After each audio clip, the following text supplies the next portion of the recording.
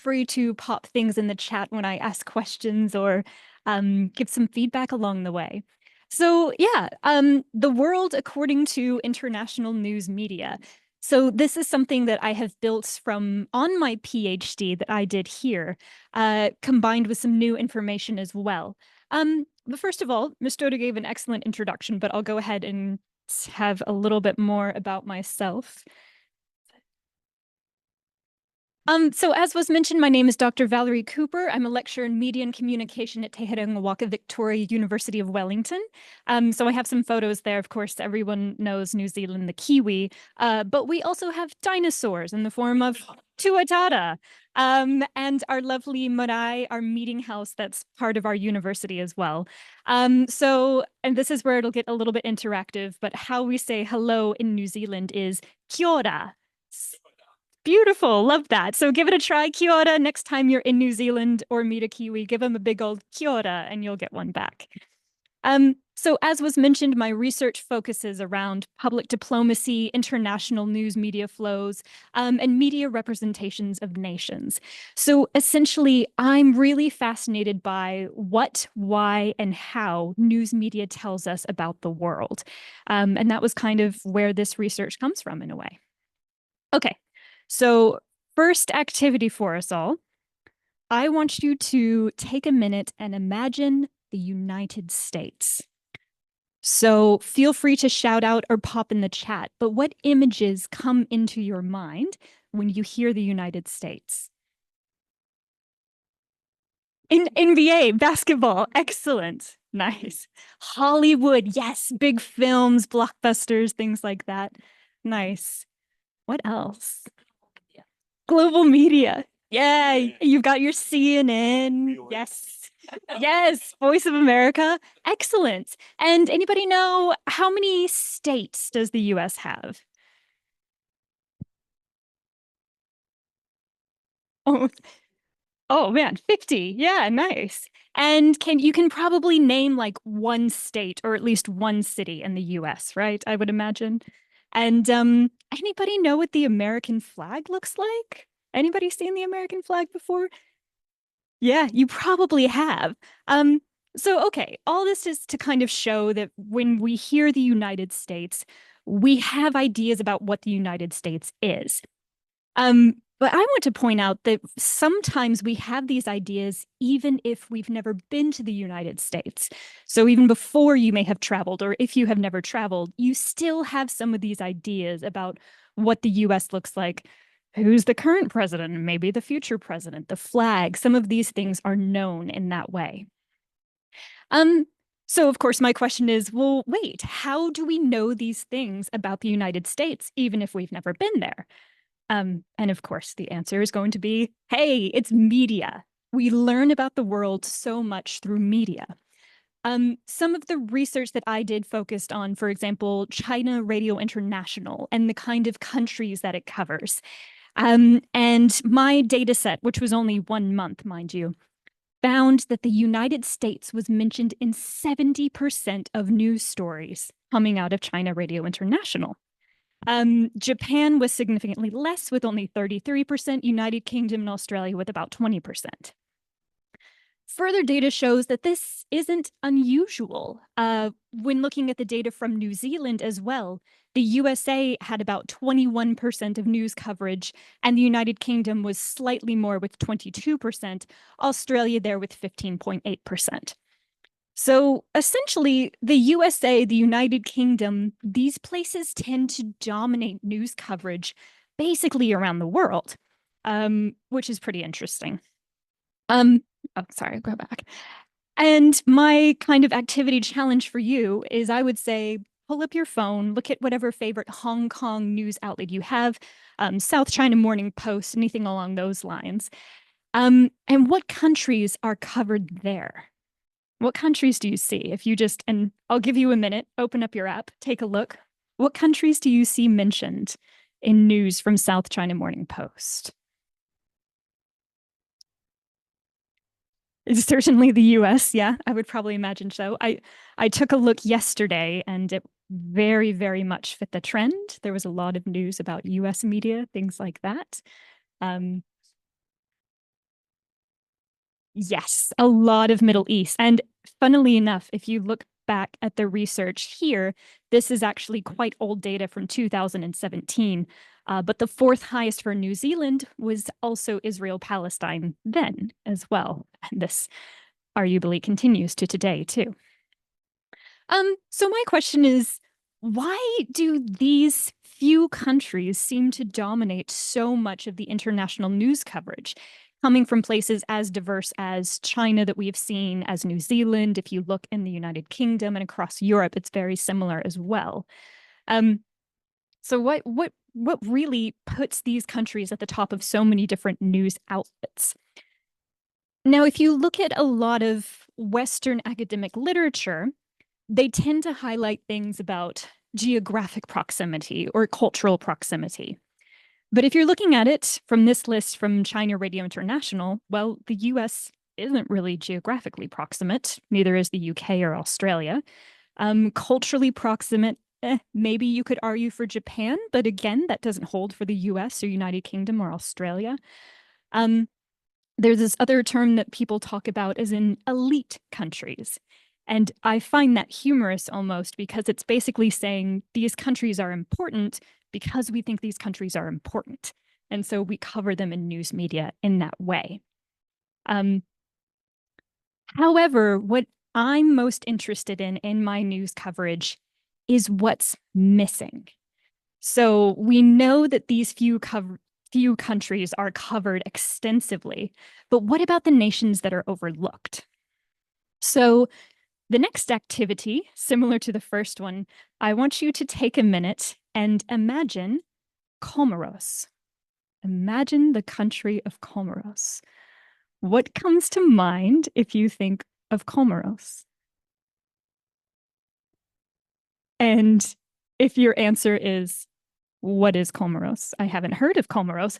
Well, that's great. That shows exactly what I'm trying to show with this as well.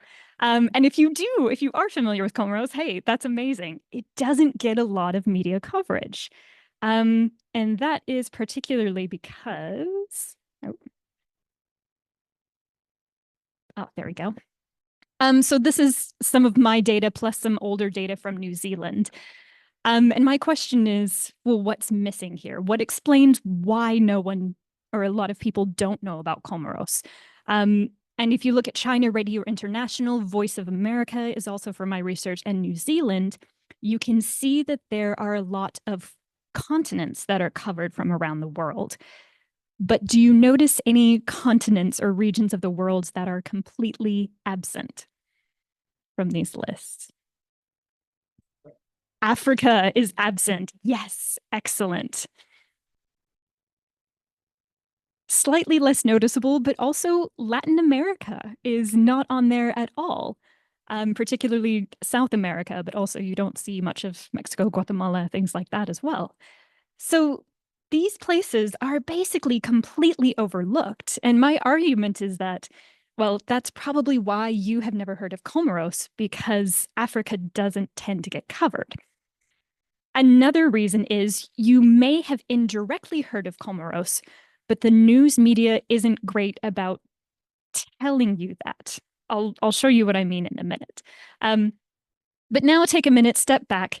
Comoros is on the African continent, and we might not know about Comoros, but we probably have ideas about Africa as a continent. So when you think of Africa, take a minute. What kind of images come to mind? Sahara, excellent. So when I was preparing this presentation, like literally PowerPoint put a little slide up on the side and it was like, oh, you said Africa. Do you want some lions or elephants in your PowerPoint presentation? I was like, oh man, you're proving my point, but no, thank you. But this is something that is actually a little bit of, it happens quite frequently, these kind of stereotypes. But moreover, there's also kind of a big myth or misunderstanding that the African continent is actually a single homogenous country. So there's been a lot of pushback about this, a lot of people trying to make known that no, there's actually like more than 50 countries within this continent. But this really, really persists in a lot of ways. I personally love to, whenever I see something pop up around countries and Africa is mentioned, I find it really amusing. So these are from my own anecdotal evidence. I find it amazing. It's like, where are you from? Africa, Australia, Canada, China? Those things are not the same. And then on the other side, also, it has select country. And the first one is Africa, a continent. The second one is Alaska, which is a state of the United States. And then we proceed to list every conceivable state within Australia before we finally get to a actual country, which is Canada. So clearly there's a little bit of confusion about what actually counts. But we'd like to think, okay, this is anecdotal. Maybe a lot of people from other places in the world don't understand this, but it's something that's reinforced in a lot of media.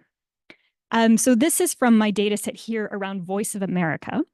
It says, and we'll hear from 2 women's rights advocates from Africa and India about the challenges facing women around the world. If you were editing this, you might look and be like, wait a second, something doesn't quite look the same. You've got Africa, a continent of 54 countries mentioned alongside India, which is a single country.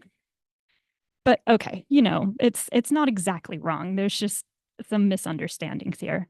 But this kept happening again and again in the data set that I had. So you can see here, I've highlighted Africa and India, and then you have Syria and Africa, Belgium and Africa, Africa and Canada. This one's also one of my favorites, Africa and Paris. You literally have a continent of 54 countries alongside a city.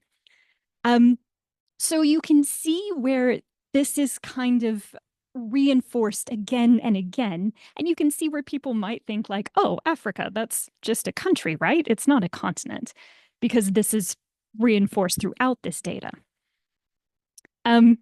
So it's not crazy that there's all of these books and articles and things trying to convince people, no, it's actually many, many different countries, not just a single one in that case. My data also went further and looked at when specific countries were mentioned, specific African countries were mentioned in media. And I found a weird trend about who has the agency in a sentence and what countries are merely listed as locations. Okay, so if you put on your grammar hat here in this sentence, you can see, for example, that who is doing the action is USAID and the Coca-Cola company. And then you have at the very end, in Nigeria, right?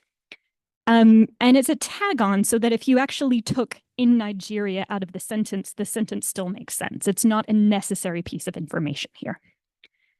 And again, this happened frequently.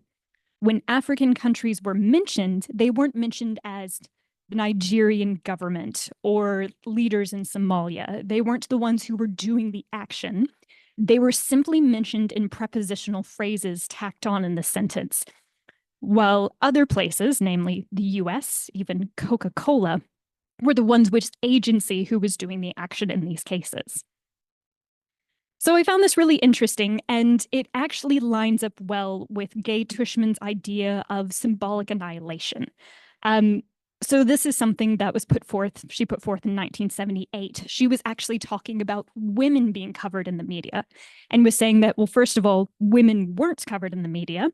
When they were covered, they were minimalized, much like Nigeria and Somalia there. They weren't given agency.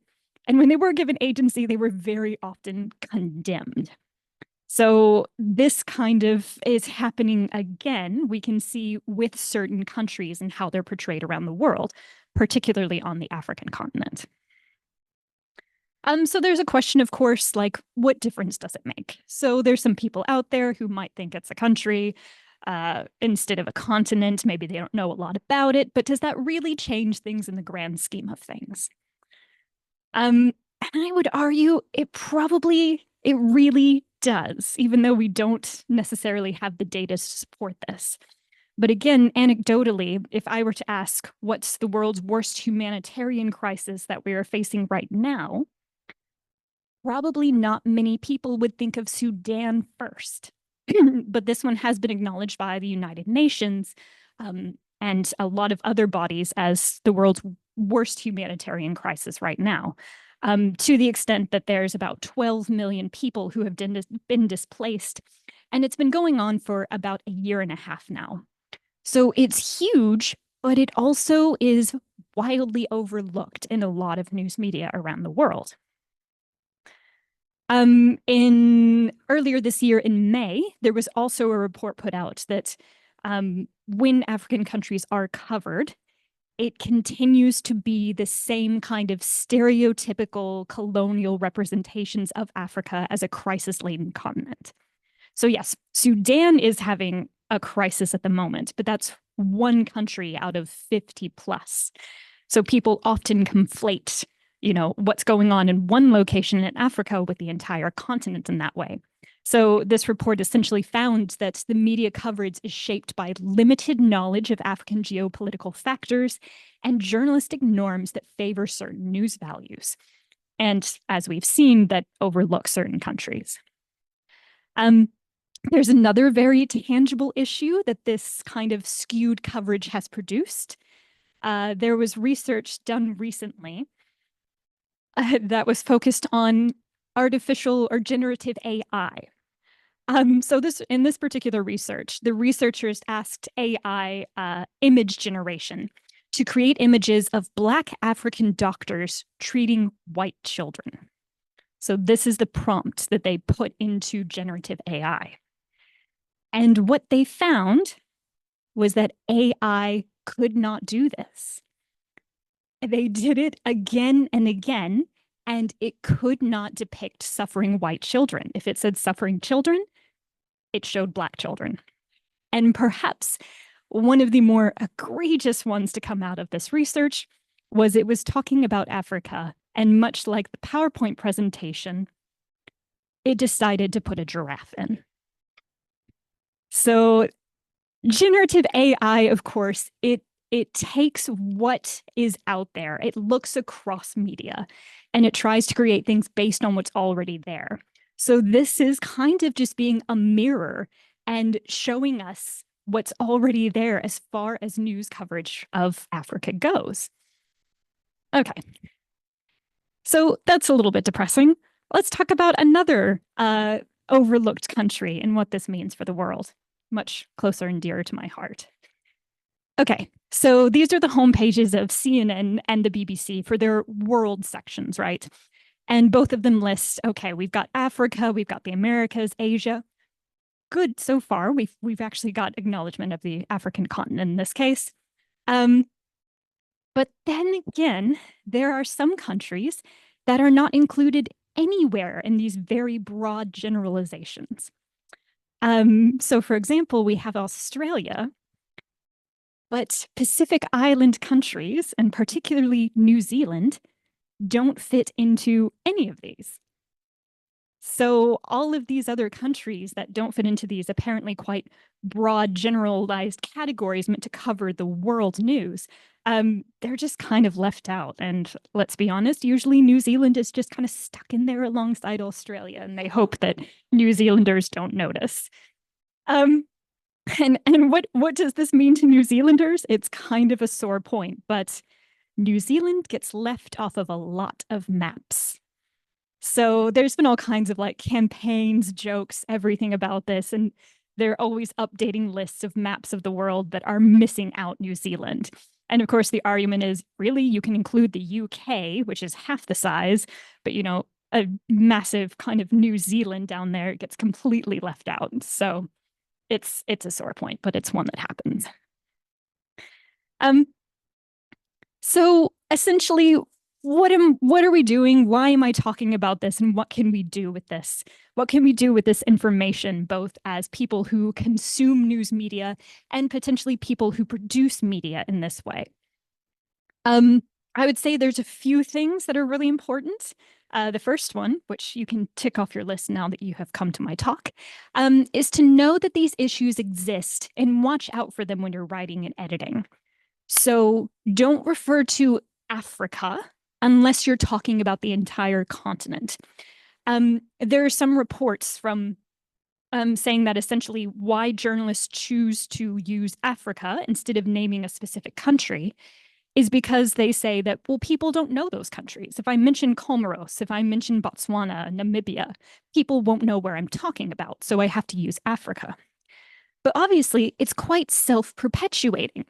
If you never mention, South Sudan, Eritrea, Djibouti, places like that, then of course people aren't going to know where they are, and they won't know they exist because they never see them, much like the case with Comoros. So if you are talking about an African nation, use the name of that African nation. And if you need to say it's a country on the continent of Africa, go for it. You're helping educate people in that way. And secondly, don't leave New Zealand off of maps if you create a map. And don't in any way suggest that New Zealand is part of Australia or close enough to Australia. You will anger 5 million people in one go. So the second thing, of course, I always encourage is to just learn more about geopolitics. If you're aware of kind of some of these big names, big places, things like that, it's always going to be very helpful when you have to talk about them in this way. And you'll also learn how not to talk about them in this way as well. And the third most important thing I would say is for anyone who does anything within news media, diversify your sources. We know that there's always information that we can get from BBC, from CNN, from so many global news outlets, but they are from a specific place and they represent a certain set of news values. And you can't get around those news values unless you diversify your sources and look elsewhere. So I put a few up here. Semaphore is one that's kind of new and up and coming. They have one specifically for Africa as well as the Gulf. It's primarily focused around business media and things like that, but it's still one of the better, more Africa-focused news outlets there. The New Humanitarian is very humanitarian, UN focused in that way, but it also talks about a lot of places that typically get ignored. Al-Jazeera, of course, is typically highlighted as one of the best for just representation and including countries that are often overlooked in a lot of ways. In that same report that I mentioned earlier showing terrible news representation of Africa, some of the worst ones were the Washington Post and the New York Times and some of the big name print outlets in the US. And Al Jazeera was mentioned as one of the better ones.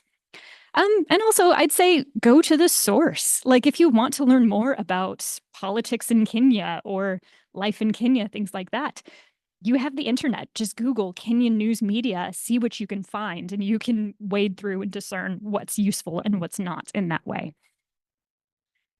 There's also been and continues to be a lot of pushback about these. One of the most famous ones is 𝗩𝗹𝗲𝗿𝗏, who first wrote this called How to Write About Africa and really called out Western news media and how their portrayal is just horrendous through this beautiful, beautiful satire that he wrote in this way. So I encourage you to write about that and you will never make these mistakes of stereotypical coverage again. This one's a few years old now, but there was also 𝗲𝗲𝗏𝗏 Instagram, if anybody looked at that, which again uses satire to challenge these stereotypes around voluntourism in this way. I don't think it's producing anything new now, but it really made waves back when it first came out and brought a lot of these issues to light. And you can see here, it says, adventures in the country of Africa and things like that. So it really just drives home these kind of stereotypes and ideas and challenges them. There's the hashtag, the Africa that media never shows you, which simply presents a different side of things. Rather than the PowerPoint presentation giving you lions and giraffes, it says, well, no, there's beautiful beaches, there's big cities, there's lots of good food and things like that going on in a way too. If we have time, I would love to show you this as well. It's another fun satire from an organization called Radiaid, which really just shows how ridiculous it is, this idea of particularly the aid industry, showing these poor, suffering people on the other side of the world and how the quote unquote white savior is going to swoop in and save them. So yeah, I recommend that one as well. In fact, is it a lot to ask if we could follow the link and show this on here?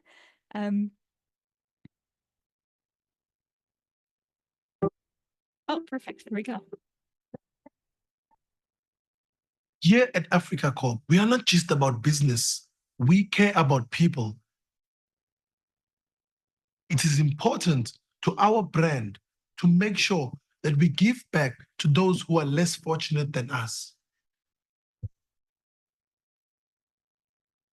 When I first heard of Radiate, I didn't know that so many people in Norway were suffering. So today, I'm introducing the board to a new project that I know everyone is going to be excited about. I am very excited. Imagine a world with no sun, with no warmth, without smiles. That is a reality for the people of Norway. I turned the air conditioning on full today. Can you feel it? Yes. That is just a small taste of what they are facing. Let's just not forget about Brexit. It's affecting the whole Europe.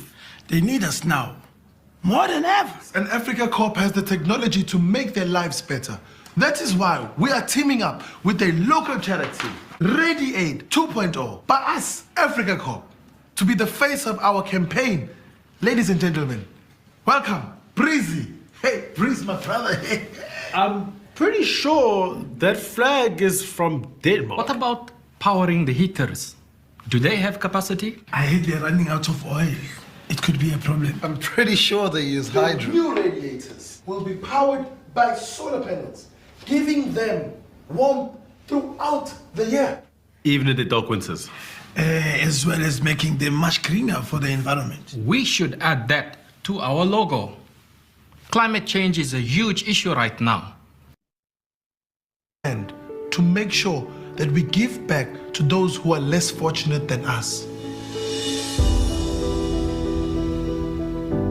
When I first heard of Radiate, I didn't know that so many people in Norway were suffering. So today, I'm introducing the board to a new project that I know everyone is going to be excited about. I am very excited. Imagine a world with no sun, with no warmth, without smiles. That is a reality for the people of Norway. I turned the air conditioning on full today. Can you feel it? Yes. That is just a small taste of what they are facing. Let's just not forget about Brexit. It's affecting the whole Europe. They need us now, more than ever. And Africa Corp has the technology to make their lives better. That is why we are teaming up with a local charity, Radiate 2.0, by us, Africa Corp, to be the face of our campaign. Ladies and gentlemen, welcome, 𝗓𝗲𝗍𝗍. Hey, Breeze, my brother. Hey. I'm pretty sure that flag is from Denmark. What about powering the heaters? Do they have capacity? I heard they're running out of oil. It could be a problem. I'm pretty sure they use hydro. New radiators will be powered by solar panels, giving them warmth throughout the year. Even in the dark winters. As well as making them much greener for the environment. We should add that to our logo. Climate change is a huge issue right now. We should let people know we are doing our part. They also have a silence noise filter to deter against predators. Predators, like polar bears. No. They have a problem with wolves now. Oh, I hear they're roaming the streets and they don't know how to control them. Really? What about the rain? Yes, it is as bad as the snow. We should throw some umbrellas as well. Most importantly, we have social media pages to show that we are doing our part to stop this epidemic. It's starting to sound like this is becoming more about us than it is about the Norwegians. No.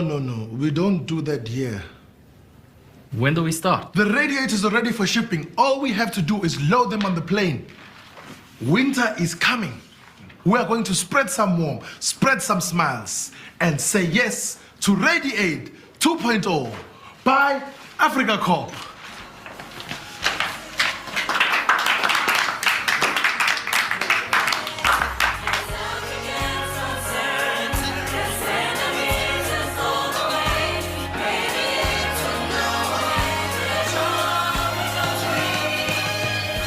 I think we're going to change a lot of lives. I have a hope that one day no one will be cold in Norway.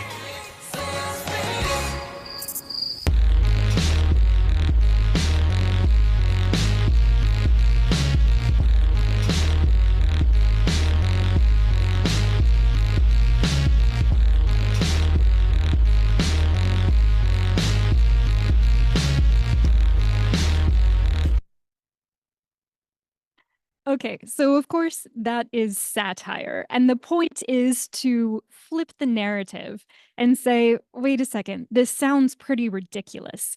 But of course, the question is, why do we think it's okay when it's going the other way? But when people talk about saving the people of Norway from the cold, it seems ridiculous in that way. So this is just another example of some of the ways that they have been pushing back against stereotypes and things like that, if you look in the right places. But of course, these kind of issues of omission, of not talking about these places and not covering them, and of course, when you do portray them, stereotyping them in a way persists. I haven't done as much into coverage of Latin America, but again, it seems that that's dominated by talking about Venezuela and how terrible that is, particularly if you look in US media, which likes to kind of demonize any kind of, well, less than hyper free market regime. So that pretty much brings me to the end of my findings and my research there. I'd love to leave it open and hear some questions either popped in the chat or from around the room and things like that. And I will do my best to respond to them. So yeah, and thank you very much.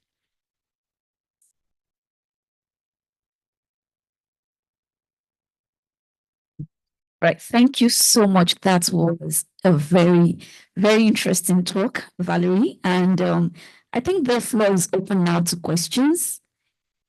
Do we have any questions on Zoom? I have my own questions, but I want to give room for other people to ask questions. Yes. Thank you very much, Valerie. What you mentioned about, it seems to me you are blaming the journalists for positioning, some of the, the issues or even countries. I just wonder whether we should also blame the audience or people around the world, because nowadays it's very much kind of, traffic driven, and so in a way, if we journalist, we write a story about somewhere very remote in Africa, it doesn't actually deliver any traffic. And of course, journalists and editors will say, well, next time we forget about it. And whereas maybe, especially in this part of the world, and we have so many Western countries or even neighboring countries, and we know them very well, and also we have some kind of relevance. Yeah, and so in a way, I just wonder in whether it's just only journalists, and or if you want to change a stereotype or mindset, perhaps it's more challenging and daunting work, to change the mindset of the whole world, and perhaps that's more, and kind of more likely to change what you are talking about.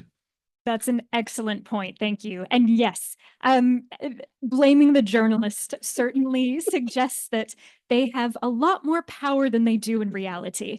And absolutely, I would say it goes up, of course, to the editors who look at this and be like, no, that won't sell. And of course, the shareholders and everyone else, because media is a business first and foremost, and you need to get those eyeballs. But yeah, I absolutely agree that it's a much bigger issue than a single journalist or someone can tend to in that way. And part of the issue also, we know, is that a lot of places that historically had very robust media and journalistic systems used to have a lot of foreign bureaus in places. So you could get more of a look from people who are on the ground and reporting on that with, perhaps more diversified and fair coverage. And now, because, well, as things get more expensive, more of these foreign bureaus are shutting down, there's more parachute journalism, people just going in for a couple weeks, covering the story and coming out again. And so I do think there's a big issue of political economy in this way. You're right. It's hard to say that we need to challenge these ideas. We need to cover countries that we've never mentioned before and things like that, when at the end of the day, people are looking at the bottom line and being like, no one's looking at this. Why would we do that? So I absolutely agree with you. And I think there is a place for more public service oriented journalism in this way, but I think it's going to take a lot for the kind of CNNs or Murdoch news outlets of the world to be able to adapt this perspective. And of course, they're beholden to their primary audiences. And so if the audiences in the US say, no, we don't care about this, don't tell us this, then they're not going to argue that in the end. So yeah, good point. It's a much bigger kind of media ecology than anything. Yeah. So yes, thank you for your talk. And I really don't know what country that is. Oh yeah, I should have thrown some images of Comoros at the end. Yes. So, but I heard of, and I saw the news coverage on Vanuatu. Yeah, because but my point is that sometimes a lot of these countries get mentioned because of the so-called quote unquote white agenda or like for climate change. So the news coverage I saw was that this Australian guy engineer who were there trying to save the island from because of climate change, the island's been submerged. So a lot of times when I think it's important. So my point is that it's important not just to look at the countries that are being covered, but also how they are being covered. Right. So like, whenever you talk about certain countries, it's not just that they are appendages, but the way they are framed is through primarily to serve the agenda of, so it's actually no different from American coverage. It's just that the country, it's just the context, right? Yeah. Yeah, and that is an excellent point. And it kind of plays into this idea of, I didn't talk too much about it, but like the white savior complex in a way. And when these countries are mentioned, it's because the big countries are going and doing things over there that deserves attention. And further in what I was like looking at in my report, the coverage of Latin America also showed that when Latin American countries were covered, it was because there were other countries having diplomatic relations or something like that there. Obama was in Argentina or things like that. So that's a great point. And that highlights that idea of countries shouldn't just be appended locations.